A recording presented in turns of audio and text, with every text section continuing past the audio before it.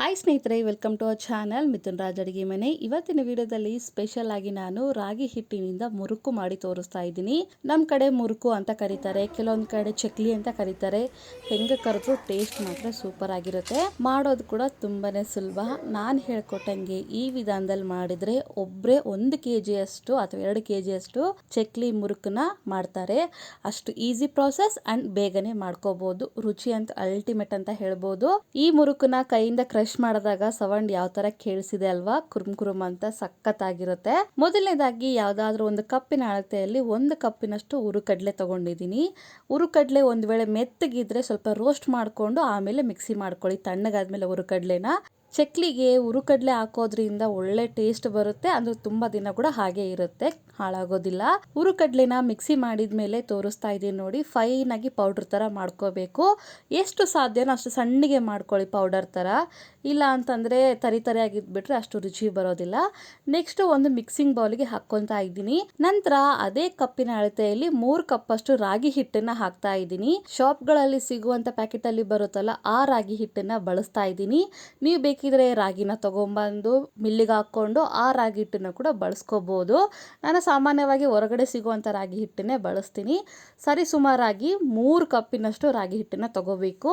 ನಂತರ ಖಾರಕ್ಕೆ ತಕ್ಕಂಗೆ 1.5 ಸ್ಪೂನ್ ಅಷ್ಟು ಖಾರ ಹಾಕ್ತಿದ್ದೀನಿ. ರುಚಿಗೆ ತಕ್ಕಷ್ಟು ಉಪ್ಪು ಹಾಕ್ತಿದ್ದೀನಿ. 1 ಸ್ಪೂನ್ ಅಷ್ಟು ಬಿಳಿ ಎಳ್ಳು ಅದನ್ನ ಹಾಕ್ತಾ ಇದ್ದೀನಿ.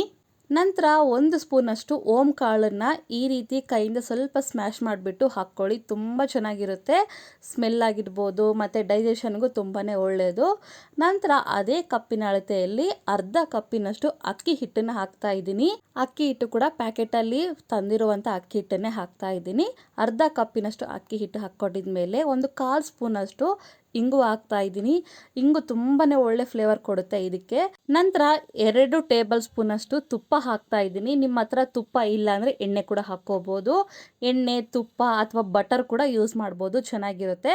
ನಾನು ಸ್ವಲ್ಪ ಹೆಲ್ತಿಯಾಗಿ ಮಾಡ್ತಿರೋದ್ರಿಂದ ತುಪ್ಪನ ಹಾಕಿದ್ದೀನಿ. ತುಪ್ಪ ಹಾಕಿದ್ಮೇಲೆ ಸ್ಪೂನಿನ ಸಹಾಯದಿಂದ ನೀಟಾಗಿ ಕಲಿಸ್ಬಿಟ್ಟು ನಂತರ ಈ ರೀತಿ ಸ್ಪೂನಲ್ಲಿ ಇರೋದನ್ನೆಲ್ಲ ತೆಗೆದ್ಬಿಟ್ಟು ಕೈಯಿಂದ ಕಲಿಸ್ತೀನಿ. ಎಷ್ಟು ಸಾಧ್ಯನೋ ಅಷ್ಟು ನೀಟಾಗಿ ಕಲಿಸ್ಕೊಳ್ಳಿ. ಆ್ಯಂಡ್ ನಿಮ್ಮೆಲ್ಲರ ಹತ್ರ ಒಂದು ರಿಕ್ವೆಸ್ಟ್, ನನ್ನ ಚಾನಲ್ನ ಮೊದಲನೇ ಬಾರಿ ನೋಡ್ತಾ ಇದ್ರೆ ಪ್ಲೀಸ್ ಎಲ್ಲರೂ ದಯವಿಟ್ಟು ಸಬ್ಸ್ಕ್ರೈಬ್ ಮಾಡ್ಕೊಳ್ಳಿ. ಪಕ್ಕದಲ್ಲೇ ಇರುವಂಥ ಬೆಲ್ ಬಟನ್ನ ಕ್ಲಿಕ್ ಮಾಡೋದನ್ನು ಮಾತ್ರ ಮರಿಬೇಡಿ. ಎಲ್ಲವನ್ನು ನೀಟಾಗಿ ಕಲಿಸ್ಕೊಂಡಿದ್ಮೇಲೆ ಹಿಟ್ಟನ್ನು ಈ ರೀತಿ ಕೈಯಲ್ಲಿ ಮುಷ್ಟಿ ಥರ ಮಾಡಿಕೊಂಡ್ರೆ ಹಾಗೆ ಶೇಪ್ ಬರಬೇಕು. ಈ ರೀತಿ ಆದರೆ ಚೆನ್ನಾಗಿ ಬಂದಿದೆ ಅಂತ ಅರ್ಥ. ಒಂದು ವೇಳೆ ನಿಮಗೆ ಈ ರೀತಿ ಬಂದಿಲ್ಲ ಅಂದರೆ ಇನ್ನೊಂದು 2 ಸ್ಪೂನ್ ಅಷ್ಟು ಅಥವಾ 1 ಸ್ಪೂನ್ ಅಷ್ಟು ತುಪ್ಪನೋ ಎಣ್ಣೆನೋ ಯಾವುದಾದ್ರೂ ಹಾಕ್ಕೊಂಡ್ಬಿಟ್ಟು ಇನ್ನೊಂದ್ಸಲ ನೀಟಾಗಿ ಕಲಿಸ್ಕೊಂಡು ಅವಾಗ ಮುಷ್ಟಿ ಕಟ್ಟಿ ಅವಾಗ ಬರುತ್ತೆ. ಈ ರೀತಿ ಎಲ್ಲ ಕಲಿಸ್ಕೊಂಡಿದ್ಮೇಲೆ ಇವಾಗ ನಾನು ತಣ್ಣೀರು ಹಾಕ್ತಾ ಇದ್ದೀನಿ. ಬಿಸಿ ನೀರಲ್ಲ, ಉಗುರು ಬೆಚ್ಚ ನೀರಲ್ಲ, ತಣ್ಣೀರು ಹಾಕ್ಕೊಂಡಿದ್ಮೇಲೆ ಸ್ವಲ್ಪನೇ ಹಾಕ್ಕೊಂಡು ಈ ರೀತಿ ಸೆಮಿ ಸಾಫ್ಟಾಗಿ ಕಲಿಸ್ಕೋಬೇಕು. ತೀರಾ ಗಟ್ಟಿಯಾಗಿ ಕಲಿಸ್ಕೋಬಾರ್ದು, ತೀರಾ ನೀರಾಗಿ ಕೂಡ ಕಲಿಸ್ಕೋಬಾರ್ದು, ಸೆಮಿ ಸಾಫ್ಟಾಗಿ ಕಲಿಸ್ಕೋಬೇಕು. ವಿಡಿಯೋದಲ್ಲಿ ಕಾಣಿಸ್ತಾ ಇದೆ ಅಂತ ಅನ್ಕೊಂಡಿದ್ದೀನಿ ಎಷ್ಟು ಸಾಫ್ಟಾಗಿ ಕಲಿಸಿದ್ದೀನಿ ನಾನು ಅಂತ. ಹಿಟ್ಟನ್ನ ಇನ್ನು ಸ್ವಲ್ಪ ನೀರಾಗಿ ಕಲಿಸ್ಕೊಂಡ್ರೆ ಏನಾಗುತ್ತೆ ಅಂದರೆ ಎಣ್ಣೆಯಲ್ಲಿ ಹಾಕಿದಾಗ ಎಣ್ಣೆ ಜಾಸ್ತಿ ಹೀರ್ಕೊಳ್ಳುತ್ತೆ. ಅದಕ್ಕೋಸ್ಕರ ಸಾಫ್ಟಾಗಿ ಕಲಿಸ್ಕೋಬೇಕು. ಇನ್ನೂ ಸ್ವಲ್ಪ ಹಾರ್ಡಾಗಿ ಕಲಿಸ್ಕೊಂಡ್ರೆ ಏನಾಗುತ್ತೆ, ಗಟ್ಟಿ ಆಗಿಬಿಡುತ್ತೆ, ತಿನ್ನೋಕೆ ಕೂಡ ಬರೋದಿಲ್ಲ. ಅದಕ್ಕೆ ಸೆಮಿ ಸಾಫ್ಟಾಗಿ ಕಲಿಸ್ಕೋಬೇಕು. ವಿಡಿಯೋದಲ್ಲಿ ಯಾವ ಥರ ಕಾಣಿಸ್ತಾ ಇದೆಯಲ್ಲ ಅದೇ ಕನ್ಸಿಸ್ಟೆನ್ಸಿನಲ್ಲೇ ಕಲಿಸ್ಕೊಳ್ಳಿ. ಹಿಟ್ಟು ಆರೋಗ್ಬಾರ್ದಂತ ಮುಚ್ಚಳನ ಮುಚ್ಚಿದ್ದೀನಿ, ನೆನೆಯೋಕೆ ಅಲ್ಲ. ನಂತರ ಇಲ್ಲಿ 3 ಹೋಲಿನ ಬಿಲ್ಲೆ ತಗೊಂಡಿದ್ದೀನಿ. ಚಕ್ಲಿ ಮಷಿನ್ಗೆ ಹಾಕಿ ಸ್ವಲ್ಪ ಟೈಟ್ ಮಾಡ್ತಾ ಇದ್ದೀನಿ. ನೀವು ಬೇಕಿದ್ರೆ 3 ಹೋಲಿಂದು ತಗೋಬಹುದು, ಇಲ್ಲ ಸಿಂಗಲ್ ಹೋಲ್ ಬರುತ್ತಲ್ಲ ಅದನ್ನು ಕೂಡ ತಗೋಬಹುದು. ನಂತರ ಚಕ್ಲಿ ಮಷಿನ್ಗೆ ಸ್ವಲ್ಪ ಎಣ್ಣೆ ಹಾಕ್ಕೊಂಡು ಕೈಯಿಂದ ಈ ರೀತಿ ಎಲ್ಲವನ್ನು ಸವರ್ತಾ ಇದ್ದೀನಿ, ಸ್ಪ್ರೆಡ್ ಮಾಡ್ತಾ ಇದ್ದೀನಿ. ಈ ರೀತಿ ಮಾಡೋದ್ರಿಂದ ಹಿಟ್ಟು ಚಕ್ಲಿ ಮಷಿನ್ಗೆ ಅಂಟೋದಿಲ್ಲ ಜಾಸ್ತಿ. ಆಮೇಲೆ ಸ್ವಲ್ಪ ಈ ರೀತಿ ಉಂಡೆ ತಗೊಂಡು ಹಿಟ್ಟನ್ನ ಚಕ್ಲಿ ಮಷಿನ್ ಒಳಗಡೆ ಈ ರೀತಿ ಇಡ್ತಾ ಇದ್ದೀನಿ. ಹಿಟ್ಟನ್ನ ಒಂದು 1/4 ಭಾಗದಷ್ಟು ಮಾತ್ರ ಇಡಿ, ಜಾಸ್ತಿ ಇಡಬೇಕು ಅಂತ ಏನಿಲ್ಲ. ಆದ್ಮೇಲೆ ತಿರುಗಿಸ್ಬೇಕಾದ್ರೆ ಇಲ್ಲ ಒತ್ತಬೇಕಾದ್ರೆ ಕಷ್ಟ ಆಗ್ಬಿಡುತ್ತೆ. ಕೇವಲ 1/4 ಭಾಗದಷ್ಟು ಮಾತ್ರ ಹಿಟ್ಟು ಇಟ್ಟ ಮೇಲೆ ಮಷಿನ್ ಮೇಲೆ ಇರುತ್ತಲ್ಲ ಅದನ್ನ ಕ್ಲೋಸ್ ಮಾಡಿ, ರಾಗಿ ಹಿಟ್ಟು ಆರೋಗ್ಬಾರ್ದಂತ ಅದ್ರ ಮೇಲೆ ಕೂಡ ಮುಚ್ಚಳನ ಮುಚ್ಚಿಬಿಟ್ಟು ಚಕ್ಲಿ ಮಾಡೋಕೆ ರೆಡಿ ಮಾಡ್ಕೊಂಡು ಇಟ್ಕೊಂಡಿದ್ದೀನಿ.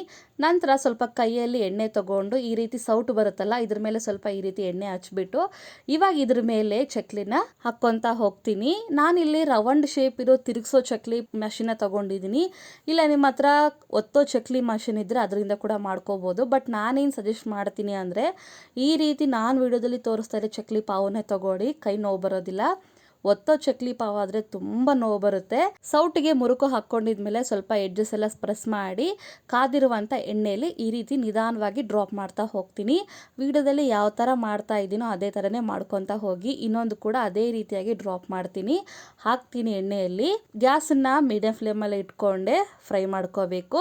ಗ್ಯಾಸನ್ನು ಲೋ ಫ್ಲೇಮಲ್ಲಿ ಇಟ್ಕೊಂಡ್ರೆ ಎಣ್ಣೆ ಜಾಸ್ತಿ ಹೀರ್ಕೊಳ್ಳುತ್ತೆ. ಹೈ ಫ್ಲೇಮಲ್ಲಿ ಇಟ್ಕೊಂಡ್ರೆ ಒಳಗಡೆ ಸರಿಯಾಗಿ ಬೇಯೋದಿಲ್ಲ. ಹಾಗಾಗಿ ಗ್ಯಾಸನ್ನು ಮೀಡಿಯಂ ಫ್ಲೇಮಲ್ಲಿ ಇಟ್ಕೊಂಡೆ ಫ್ರೈ ಮಾಡ್ಕೊಳ್ಳಿ. ಮುರುಕುನ ಎಣ್ಣೆಯಲ್ಲಿ ಹಾಕಿದ್ಮೇಲೆ 1 ನಿಮಿಷ ಹಾಗೆ ಬಿಟ್ಟು ನಂತರ ತಿರುಗಿಸ್ಕೊಳ್ಳಿ, ಇಲ್ಲಾಂದರೆ ಮೆತ್ತಗಿರುತ್ತೆ, ಶೇಪ್ ಕೆಟ್ಟೋಗ್ಬಿಡುತ್ತೆ. ಈ ಬಬಲ್ಸ್ ಎಲ್ಲ ಏನು ಬರ್ತಿದಾವಲ್ಲ ಇವೆಲ್ಲ ಕಡಿಮೆ ಆಗಬೇಕು, ಅಲ್ಲಿವರೆಗೂ ನಾವು ಫ್ರೈ ಮಾಡ್ಕೋಬೇಕು. ರಾಗಿ ಹಿಟ್ಟಾಗಿರೋದ್ರಿಂದ ಗೋಲ್ಡನ್ ಕಲರ್ ಬಂದರೆ ನಮಗೆ ಗೊತ್ತಾಗೋದಿಲ್ಲ. ಹಾಗಾಗಿ ಬಬಲ್ಸ್ ಎಲ್ಲ ಕಡಿಮೆ ಆದರೆ ಚಕ್ಲಿ ಅಥವಾ ಮುರುಕು ರೆಡಿಯಾಗಿದೆ ಅಂತ ಅರ್ಥ.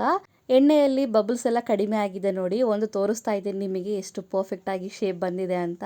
ಫ್ರೈ ಮಾಡಿರುವಂಥ ಮುರುಕನ್ನ ಟಿಶ್ಯೂ ಪೇಪರ್ ಹಾಕಿರುವಂಥ ಪ್ಲೇಟಿಗೆ ಹಾಕಿ ಸರ್ವ್ ಮಾಡ್ಕೊಳ್ಳೋದೆ.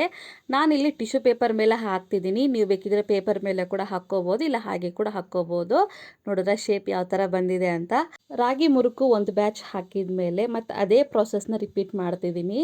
ಸೌಟಿನ ಮೇಲೆ ಸ್ವಲ್ಪ ಎಣ್ಣೆ ಅಪ್ಲೈ ಮಾಡಿಕೊಂಡು ಈ ರೀತಿ ಪ್ರೆಸ್ ಮಾಡ್ಕೊತಾ ಹೋಗ್ತೀನಿ. ಪ್ರೆಸ್ ಮಾಡ್ಕೊಂಡಿದ್ಮೇಲೆ ಎಡ್ಜಸ್ಸನ್ನು ಇನ್ನು ಸ್ವಲ್ಪ ಈ ರೀತಿ ಒತ್ತಿದ್ರೆ ಸ್ಟಿಫಾಗಿ ಕೂಡುತ್ತೆ. ಇವಾಗ ಬಿಸಿ ಆಗಿರುವಂಥ ಎಣ್ಣೆಯಲ್ಲಿ ಡ್ರಾಪ್ ಮಾಡ್ಕೊತಾ ಹೋಗಬೇಕು. ಸೇಮ್ ಪ್ರಾಸೆಸ್ನ ರಿಪೀಟ್ ಮಾಡ್ತೀನಿ, ಏನು ಚೇಂಜಸ್ ಇಲ್ಲ. ನಿಮಗೆ ಈ ರೀತಿ ಕಷ್ಟ ಆಗುತ್ತೆ ಅಂದರೆ ಡೈರೆಕ್ಟಾಗಿ ಎಣ್ಣೆಯಲ್ಲಿ ಕೂಡ ನೀವು ಮುರುಕನ್ನು ಮಾಡ್ಬೋದು. ಒಂದು ವೇಳೆ ನಿಮಗೆ ಎಕ್ಸ್ಪೀರಿಯೆನ್ಸಿಂದ ಡೈರೆಕ್ಟಾಗಿ ಎಣ್ಣೆಯಲ್ಲೇ ಮಾಡಿಬಿಡಿ, ಇಲ್ಲಾಂದರೆ ಈ ಪ್ರಾಸೆಸ್ ಬೆಸ್ಟ್ ಅಂತ ಹೇಳ್ತೀನಿ. ಈ ರೀತಿ ಮತ್ತೆ ಇನ್ನೊಂದು ಕೂಡ ಹಾಕಿ ತೋರಿಸ್ತಾ ಇದ್ದೀನಿ ನೋಡಿ. ಎಣ್ಣೆಯಲ್ಲಿ ಡ್ರಾಪ್ ಮಾಡಿದ್ದೀನಿ, ಇನ್ನೊಂದು ಕೂಡ ಹಾಕಿದ್ದೀನಿ. ಫಸ್ಟಿಗೆ 3 ಹಾಕಿದ್ದೀನಿ, ನಂತರ ನಾನು ಇಲ್ಲಿ 4 ಹಾಕಿದ್ದೀನಿ. ನೀವು ತೊಗೊಂಡಿರೋ ಪಾತ್ರೆಯಲ್ಲಿ ತೊಗೊಂಡಿರೋ ಎಣ್ಣೆಗೆ ಎಷ್ಟು ಸಾಧ್ಯನೋ ಅಷ್ಟು ಮುರುಕು ಅಥವಾ ಚಕ್ಲಿನ ಹಾಕ್ಕೊಂಡು ಎರಡೂ ಕಡೆನೂ ನೀಟಾಗಿ ಫ್ರೈ ಮಾಡ್ಕೋಬೇಕು. ಗ್ಯಾಸನ್ನು ಮೀಡಿಯಂ ಫ್ಲೇಮಲ್ಲಿ ಇಟ್ಕೊಂಡೆ ಈ ರೀತಿ ಬಬಲ್ಸ್ ಎಲ್ಲ ಕಡಿಮೆ ಆದಮೇಲೆ ಒಂದು ಟಿಶ್ಯೂ ಪೇಪರ್ ಮೇಲೆ ಹಾಕ್ಕೊಳ್ಳಿ. ಈ ರಾಗಿ ಮುರುಕು ಸರಿಸುಮಾರಾಗಿ 1 ತಿಂಗಳವರೆಗೂ ಸ್ಟೋರ್ ಮಾಡಿ ಇಟ್ಕೋಬೋದು. ಯಾವುದಾದ್ರೂ ಬಾಕ್ಸಲ್ಲಿ ಸ್ಟೋರ್ ಮಾಡಿದರೆ 1 ತಿಂಗಳು 1.5 ತಿಂಗಳವರೆಗೂ ಸ್ಟೋರ್ ಮಾಡಿ ಇಟ್ಕೊತಾರೆ. ಅಲ್ಲಿವರೆಗೆ ಎಲ್ಲಿರುತ್ತೆ, ತಿಂದು ತಿಂದು ಖಾಲಿ ಮಾಡಿಬಿಡ್ತಾರೆ, ಅಷ್ಟು ರುಚಿಯಾಗಿರುತ್ತೆ. ಏನಂದರೆ ಸ್ವಲ್ಪ ಉಪ್ಪು ಖಾರ ಒಂದೇ ಕರೆಕ್ಟಾಗಿ ಹಾಕ್ಕೊಳ್ಳಿ. ಎಣ್ಣೆಯಲ್ಲಿ ಬಬಲ್ಸ್ ಎಲ್ಲ ಕಡಿಮೆ ಆದಮೇಲೆ ಮತ್ತೆ ಟಿಶ್ಯೂ ಪೇಪರ್ ಮೇಲೆ ಹಾಕ್ಕೊಂಡು ತಣ್ಣಗಾದ್ಮೇಲೆ ತಿನ್ನಿ, ತುಂಬ ರುಚಿಯಾಗಿರುತ್ತೆ. ಒಂದು ಸರಿ ಮಾಡಿದರೆ ಪದೇ ಪದೇ ಇದೇ ರೀತಿಯಾಗಿ ಹೆಲ್ತಿಯಾಗಿ ರಾಗಿ ಮುರುಕು ಅಥವಾ ರಾಗಿ ಚಕ್ಲಿ ಮಾಡ್ತಾನೆ ಇರ್ತೀರಾ. ತುಂಬಾ ಸಿಂಪಲ್ ಪ್ರಾಸೆಸ್. ಏನಪ್ಪ ಅಂತಂದರೆ ಚಕ್ಲಿ ಮಷಿನ್ ಇದೆ ಅಲ್ಲ, ನಾನು ವಿಡಿಯೋದಲ್ಲಿ ಮಾಡ್ತಿರೋ ಚಕ್ಲಿ ಮಿಷಿನ್ ಆಗಿದ್ರೆ ಪ್ರಾಬ್ಲಮ್ ಇರೋದಿಲ್ಲ. ಅದೇ ಒತ್ತೋ ಚಕ್ಲಿ ಮಿಷಿನ್ ಆಗಿದ್ರೆ ಕೈ ನೋವು ತುಂಬ ಬರುತ್ತೆ. ಆದಷ್ಟು ನಾನು ಸಜೆಸ್ಟ್ ಮಾಡೋದು ನಾನು ತೊಗೊಂಡಿರುವಂಥ ಚಕ್ಲಿ ಪಾವನ್ನೇ ತೊಗೊಳ್ಳಿ.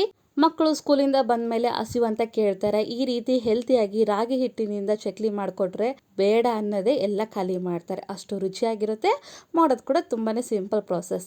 ಈ ರೆಸಿಪಿ, ಈ ವಿಡಿಯೋ, ಈ ರಾಗಿ ಚಕ್ಲಿ, ರಾಗಿ ಮುರುಕು ನಿಮಗೆ ಇಷ್ಟ ಆದರೆ ನನ್ನ ಚಾನಲ್ನ like, share, comment and subscribe ಮಾಡ್ಕೊಳ್ಳೋದನ್ನು ಮಾತ್ರ ಮರಿಬೇಡಿ. ಓಕೆನಾ? ಮುಂದಿನ ವಿಡಿಯೋದಲ್ಲಿ ಮತ್ತೆ ಸಿಗ್ತೀನಿ. ಅಲ್ಲಿವರೆಗೂ ಟೇಕ್ ಕೇರ್, ಬಾಯ್.